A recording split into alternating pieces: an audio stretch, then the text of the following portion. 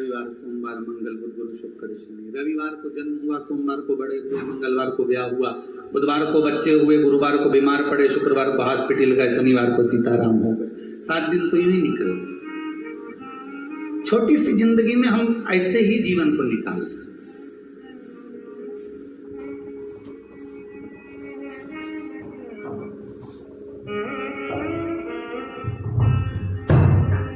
हीरे जैसे जीवन को कंकर और माटी का बना दिया हमने।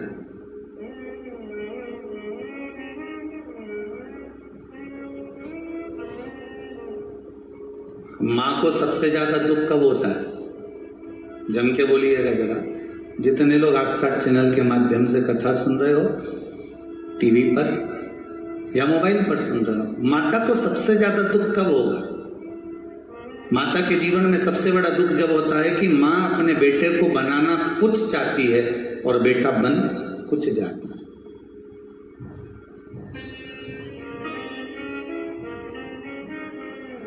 गुरु को भी यही दुख होता है, माता को भी यही दुख होता है, पिता को भी यही दुख होता है। गुरु भी चाहता है कि मेरा जो शिष्य है, जिसको मैंने संवारा है, जिसको मैंने बनाया है और जिसको मैं बाल्य अवस्था से इसको संवारने का प्रयास कर रहा हूं। भाई, सारे फूलों की माला नहीं बनती। बनती है क्या? आपने भी अपनी जिंदगी में कभी तो माला बनाई होगी फूल की। बगीचे में जितने फूल लग की माला बना दोगे? नहीं। और बड़ी मंडी में से फूल खरीद कर लाओगे और माला बनाना है, तुमको 50 माला बनाना है, 100 माला बनाना है, तो क्या सभी फूल की बना लोगे? नहीं। कौन से फूल की माला बनेगी? पहले फूल वाले ने, माली ने, जो खेत में जो जिसके फूल लगे हुए हैं, सबसे पहले वो माली बगीचे में जाता है और फूल देखता है कि कितने फूल लगे हों, कैसे फूल लगे। तो क्या माली सारे फूल तोड़ लेता है? नहीं। माली वो ही फूल तोड़ता है जो माली को प्रिय लगता है।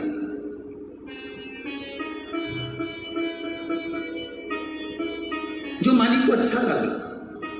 और बड़े बड़े फूल देखकर अच्छे अच्छे, अब ये माला जो ठाकुर जी को चढ़ी हुई है, ये माला जो शिव महापुराण पोथी पर चढ़ी हुई है, इसमें जो फूल लगाए गए बड़े बड़े छाट कर, तो मार्केट में जब वो फूल लेकर आता है तोड़कर, तो ये देखता है कि फूल अच्छे होना चाहिए, बड़े बड़े होना चाहिए, सुंदर होना चाहिए। तो वो फूल वो चुनकर लेकर आया जो अच्छे थे, सुंदर थे, बड़े थे, उनको निकाल कर लिया है। अब उसने मार्केट में, मंडी में रख दिया, उसको मार्केट में रख दिया, बाजार में रख दिया, किसको बेचना है। अब बाजार में कोई दूसरा माली आया फूल लेने के लिए, क्योंकि उसको माला का धंधा था, उसका माला का बिजनेस था, उसका माला का व्यापार था।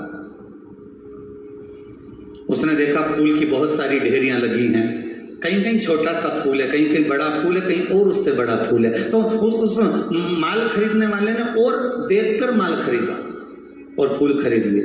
अब एक ने अच्छे चुनकर लाया था, दूसरा उसको खरीद कर ले गया।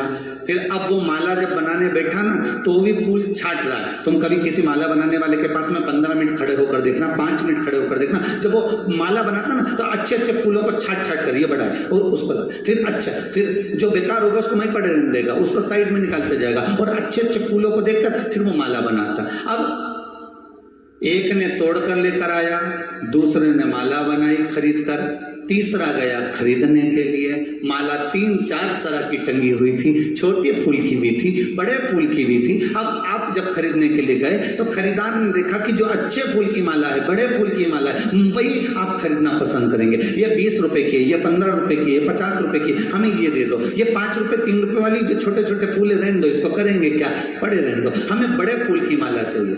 बस यही जीवन है। गुरु एक ऐसा होता है, ध्यान दीजिएगा, सदगुरु एक ऐसा होता है जो अच्छे फूल को चुनकर माला बनाने का प्रयास करता है, उसमें सुई को चुभोता है, भक्ति के धागे में पिरोने के लिए उसको कष्ट देगा, चुभोएगा, शब्द कहेगा, जिससे ये अच्छी माला निर्मित हो जाए। अच्छी जगह अगर ये बन गई तो भगवान के चरणों में, भगवान के गले में पहुंच जाए। संत सदगुरु साधु तपस्वी साधक उपासक जितने भी होते हैं, माता पिता आदि जो भी होंगे, वो कुछ अच्छा चुनकर तुमको बनाने का प्रयास करें।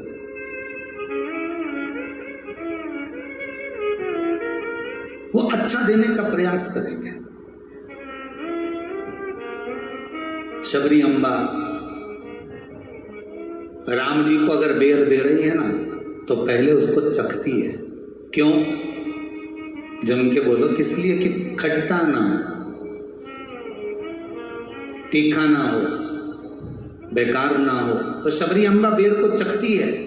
मां अपने बेटे को, अपनी बहू को, अपने बच्चों को कुछ देने से पहले अगर कुछ प्रदान कर रही है, तो पहले विचार करती है कि मैं ये चख लूं, मैं इसको जो बनाना चाहती हूं ये बन सकता है कि नहीं सकता।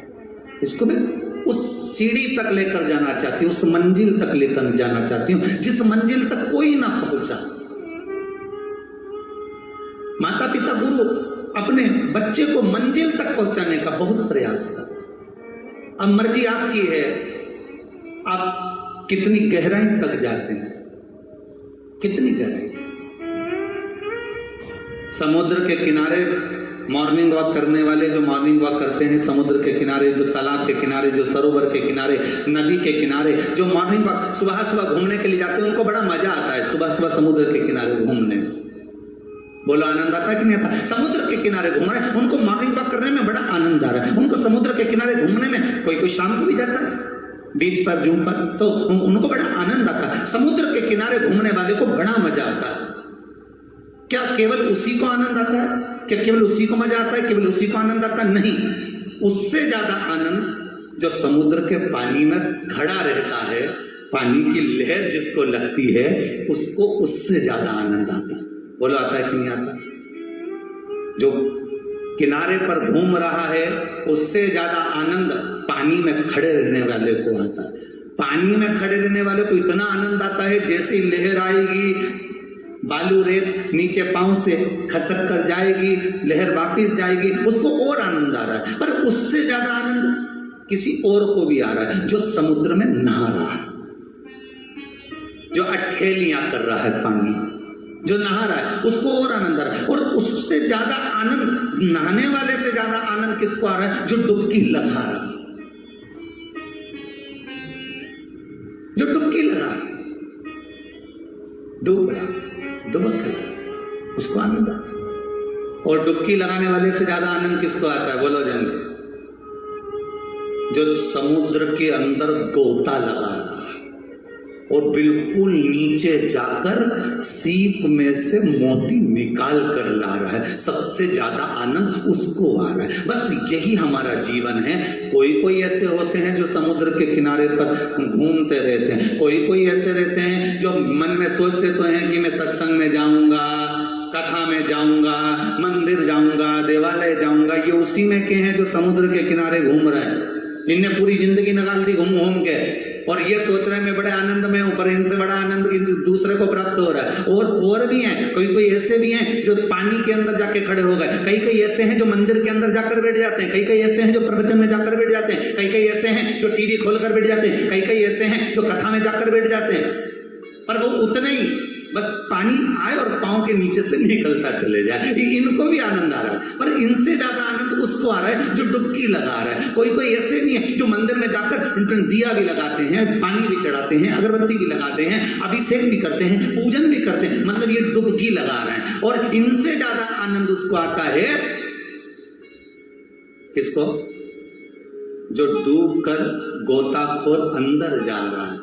बस सबसे बड़ा आनंद वही है कि बिल्कुल नीचे तक गया और मोती निकाल कर लिया आया। सही भगत वो होता है जो कथा के मध्य में, कथा के अंतर्गत या भगवान की भक्ति में इतना डूब जाता है, इतना नीचे पहुंच जाता है कि उसमें से एक मेरा महाकाल रूपी मोती को निकाल कर ले आता है, भगवान को निकाल कर हृदय में बिठा लेता है, जो अनमोल मोती को लाकर सामने प्रस्तुत कर देता है, बस वही जीवन का सार्थक उसको प्राप्त हो जाता है। घूमने से कुछ नहीं मिलने वाला, पानी की लहरों में बैठने से कुछ नहीं मिलने वाला, स्नान करने से कुछ नहीं मिलने वाला।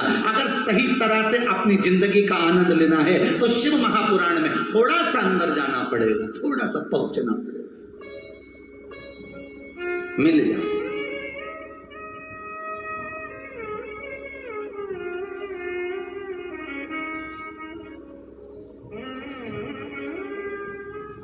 खुश वही है जिसको मोती प्राप्त हो। कितनी कठिनाई में मिलता है मोती, कोई साधारण मिले? जो समुद्र के किनारे रहते हैं उनको ही नहीं मिलता मोती, वही कई बार मोती पकड़ने जाते हैं, मालूम पड़े मगरमच्छ पकड़ के लिया।